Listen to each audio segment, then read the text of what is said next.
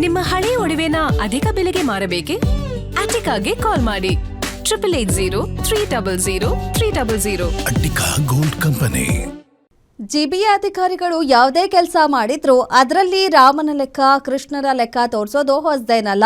ದಿನ ಬೆಳಗಾದ್ರೆ ಹೊರಗೆ ಬರ್ತಿರೋ ಹಗರಣಗಳು ಇದಕ್ಕೆ ಪುಷ್ಟಿ ನೀಡ್ತಿವೆ. ಇದೇ ಲೆಕ್ಕವನ್ನ ಬೆಂಗಳೂರು ಉಸ್ತುವಾರಿ ಸಚಿವರಿಗೆ ಕೊಟ್ಟ ಅಧಿಕಾರಿಗಳು ಪೇಚಿಗೆ ಸಿಲುಕಿದ ಘಟನೆ ನಡೆದಿದ್ದು, ತಪ್ಪು ಲೆಕ್ಕ ಕೊಟ್ಟ ಅಧಿಕಾರಿಗಳನ್ನ ಸಚಿವರು ಲೆಫ್ಟ್ ರೈಟ್ ತೆಗೆದುಕೊಂಡಿದ್ದಾರೆ.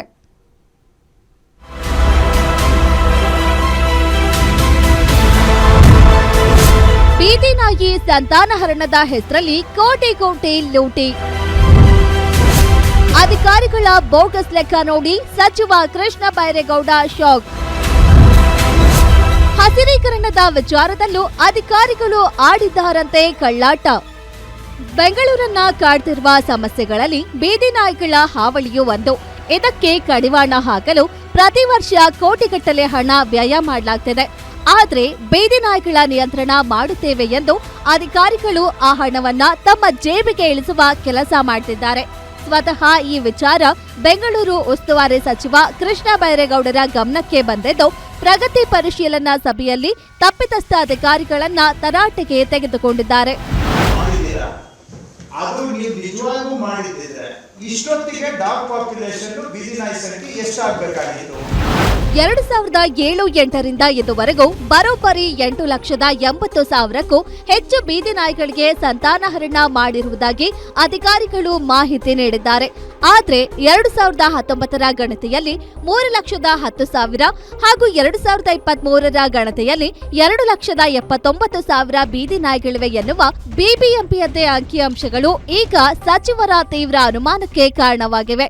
ಕಳೆದ 5 ವರ್ಷಗಳಲ್ಲಿ ಮಾತ್ರ 45 ಕೋಟಿ ರೂಪಾಯಿ ವೆಚ್ಚವಾಗಿದ್ದರೂ ಅದರ ಪರಿಣಾಮ ಸ್ಪಷ್ಟವಾಗಿ ಕಾಣುತ್ತಿಲ್ಲ ಎಂದು ಪ್ರಶ್ನಿಸಿದ ಸಚಿವರು, ಇನ್ನು ಮುಂದೆ ವರ್ಷಕ್ಕೆ 90,000 ನಾಯಿಗಳಿಗೆ ಸಂತಾನಹರಣ ಮಾಡಿ 3 ವರ್ಷಗಳಲ್ಲಿ ಎಲ್ಲಾ ಬೀದಿ ನಾಯಿಗಳಿಗೆ ಚಿಕಿತ್ಸೆ ಪೂರ್ಣಗೊಳಿಸುವ ಗುರಿಯನ್ನ ನಿಗದಿಪಡಿಸಿದ್ರು. 14 ವರ್ಷ ಅಂತ ಇದ್ರೂ ಕೂಡ ಬೀದಿ ನಾಯಿ ಅಷ್ಟು ದಿನ ಬದುಕೋದಿಲ್ಲ. ಸೊ ಹಾಗಾಗಿ ಕಮ್ಮಿ ತಗೊಳ್ಳೋಣ ಅಂತ ಹೇಳಿ ಇಟ್ಕೊಂಡ್ರು ಕೂಡ 2019ರಲ್ಲಿ ಡಾಗ್ ಸೆನ್ಸಸ್ ಪ್ರಕಾರ, ಸ್ಟ್ರೇ ಡಾಗ್ ಸೆನ್ಸಸ್ ಪ್ರಕಾರ ಇದ್ದಿದ್ದೇ 3 ಲಕ್ಷ ನಾಯಿ. ಆದರೆ ಅದಕ್ಕಿಂತ ಹೆಚ್ಚು ನಾವು ABC ಟ್ರೀಟ್ಮೆಂಟ್ ಮಾಡಿದ್ದೇವೆ. ಅಲ್ಲಿಗೆ ಹೆಚ್ಚು ಕಡಿಮೆ ನೀವು 100% ಸಂತಾನಹರಣ ಚಿಕಿತ್ಸೆ ಮಾಡಿದ್ರೂ ಕೂಡ ಬೀದಿ ನಾಯಿಗಳ ಸಂಖ್ಯೆ ಅಷ್ಟೇ ಇದೆಯಲ್ಲ, ಇದು ಹೇಗೆ ಸಾಧ್ಯ? ಇನ್ನು ಹಸಿರೀಕರಣ ಯೋಜನೆಯ ಲೆಕ್ಕಾಚಾರವು ಸಚಿವರ ಆಕ್ರೋಶಕ್ಕೆ ಕಾರಣವಾಯಿತು. 2008ರಿಂದ 20 ಲಕ್ಷ ಗಿಡಗಳನ್ನ ನೆಟ್ಟಿರುವುದಾಗಿ ದಾಖಲೆಗಳಿದ್ರು, ಮರಗಳ ಗಣತಿಯಲ್ಲಿ ಕೇವಲ 9 ಲಕ್ಷ ಮರಗಳು ಮಾತ್ರ ಪತ್ತೆಯಾಗಿವೆ. ಉಳಿದ ಗಿಡಗಳು ಏನಾದವು ಎಂಬ ಪ್ರಶ್ನೆಗೆ ಅಧಿಕಾರಿಗಳ ಬಳಿ ಸ್ಪಷ್ಟ ಉತ್ತರ ಇರಲಿಲ್ಲ. ಒಂದು ಗಿಡಕ್ಕೆ 2,300 ರೂಪಾಯಿ ಹಾಗೂ ನಿರ್ವಹಣೆ ಸೇರಿ 3,108 ರೂಪಾಯಿ ವೆಚ್ಚ ತೋರಿಸಿರುವ ಬಗ್ಗೆಯೂ ಸಚಿವರು ವಿವರ ಕೇಳಿದ್ರು. ನಾನು ಅವ್ರಿಗೆ ಕೇಳಿದೆ, ನೀವು 2008ರಿಂದ 20 ಲಕ್ಷ ಗಿಡ ನೆಟ್ಟಿದ್ದೀವಿ, ಹಾಗಾದರೆ ಈಗ ಇರೋದು 9 ಲಕ್ಷ ಗಿಡ ಆದರೆ ಉಳಿದಿದ್ದ ಗಿಡ ಎಲ್ಲೋಯ್ತು? ಹಾಗಾದರೆ ಮೈಸೂರು ಮಹಾರಾಜರು ನೆಟ್ಟಿದ್ದು ಎಲ್ಲೋದ್ವು? ಸ್ವಾತಂತ್ರ್ಯ ಬಂದ ನಂತರ ನಾವು ನೆಟ್ಟಿರೋ ಗಿಡಗಳು ಎಲ್ಲೋದ್ವು? ಇದು ಯಾವುದಕ್ಕೂ ಕೂಡ ಉತ್ತರ ಇಲ್ಲ. ಸಮಂಜಸವಾಗಂತೂ ಉತ್ತರ ಇಲ್ಲ. ಏನೇನೋ ಹೇಳಬೇಕು ಅಂತ ಹೇಳ್ತಾರೆ, ಆದರೆ ನನಗೆ ಕನ್ವಿನ್ಸ್ ಆಗುವಂತ ಉತ್ತರ ಅಂತೂ ನನಗೆ ಸಿಕ್ಕಿಲ್ಲ. ಇನ್ನು ಮುಂದೆ ಗಿಡ ನೆಡುವ ಯೋಜನೆಯನ್ನ ಸಾರ್ವಜನಿಕರ ಸಹಭಾಗಿತ್ವದಲ್ಲಿ ನಡೆಸಲು ಸರ್ಕಾರ ತೀರ್ಮಾನಿಸಿದೆ. ಮೊದಲ ಹಂತದಲ್ಲಿ 64,130 ಗಿಡಗಳನ್ನ ನೆಡಲು 9,40,00,000 ರೂಪಾಯಿ ಮೀಸಲಿಡಲಾಗಿದೆ.